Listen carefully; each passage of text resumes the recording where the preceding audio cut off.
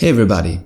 With the Hero 7, GoPro has introduced a new Hypersmooth Image Stabilization. Today I want to find out how much the improvement is compared to the image stabilization of the Hero 6. The GoPro Hero 6 already has a very good image stabilization, but it has difficulties if the image is very shaky or movements are very fast. In such cases it comes to strange image jumps. Apart from that, I would like to know whether the Hero 7 stabilization works equally well in different resolutions and frame rates. In particular, the question arises as to how good the stabilization is in 4K 60. On the Hero 6, 4K 60 was not stabilized. I will also do a short test in low light conditions, as the Hero 6 stabilization was having difficulties in these cases as well. So have fun with this video. Before I started with the actual comparison, I wanted to find out how big the actual crop was with the new stabilization. Therefore I overlaid a video with stabilization and a video without stabilization. The inner frame corresponds to the stabilized video. I verified that the crop for the stabilization was exactly 10%. This is exactly the value that GoPro specifies. If we do the same with the Hero 6, we get exactly the same value.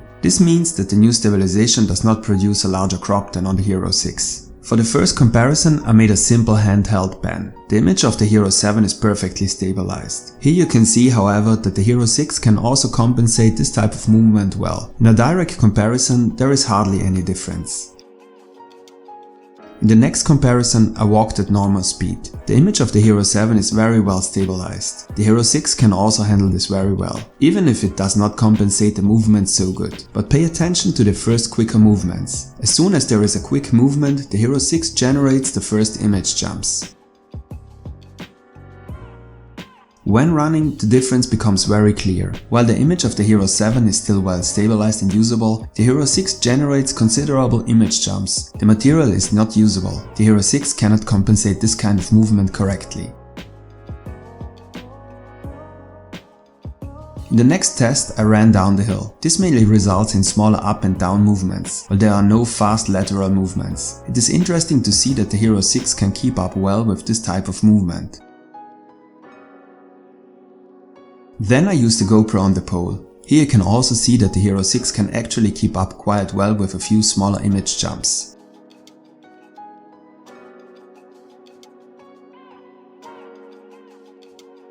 I took the next shot in 1080p and 120 frames per second. I love the 120 FPS because you can create very cinematic slow motion with it. Unfortunately, in this setting on the Hero 7 only the standard stabilization is available. You can see it immediately. The image is not as well stabilized as with the Hypersmooth stabilization, and there are similar image jumps as with the Hero 6. In a direct comparison, there is almost no difference to the Hero 6. Of course, you can argue that you don't need any better stabilization with a slow motion of 25%. Then I wanted to find out if the stabilization in 4K 60 worked as well as in 4K 30. In the first firmware version, only the standard stabilization was used for 4K 60. In the latest version, Hypersmooth is also supported in 4K 60. And in fact, the stabilization in 4K 60 works just as well as in 4K 30. And this is the absolute dream for every user of an action cam. A perfectly stabilized image in 4K and 60 frames per second. Fantastic, GoPro. On the Hero 6, 4K 60 are not stabilized at all, and therefore almost useless without gimbal.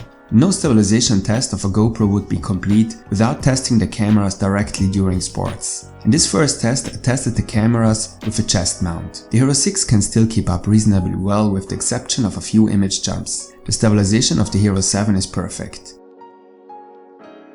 The next comparison was done with a handlebar mount. This mount generates extremely strong vibrations when mountain biking. I had to tighten the screw several times because the mount constantly moved. Nevertheless, the Hero 7 can compensate the vibrations almost completely. The Hero 6 cannot handle these intensive movements.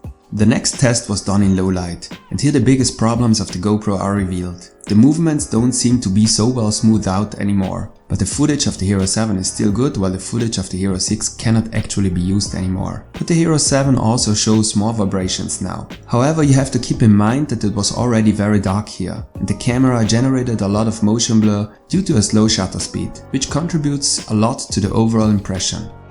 Finally, a short test on the car. Here you can see again that the Hero 6 compensates smaller vibrations very well. Only with fast and intensive movements you can see that the Hero 7 stabilizes much better. If you consider that most activities for which an action cam is actually intended involve fast movements, you have to say that GoPro has made enormous progress. All in all, the new stabilization of the Hero 7 can only be described as excellent. I hope the video was interesting for you. Thanks for watching and see you next time.